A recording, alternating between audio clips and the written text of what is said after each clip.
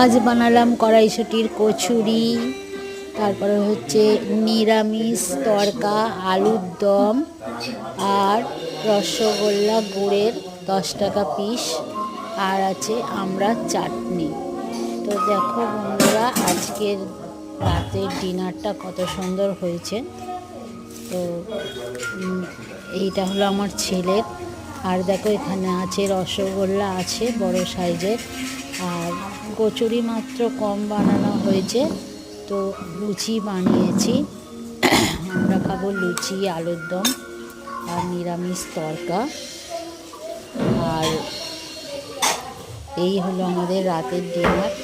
আর আমড়ার চাটনিটা কত সুন্দর হয়েছে, লুচির সাথে ভালোই চলবে, দারুণ লাগছে।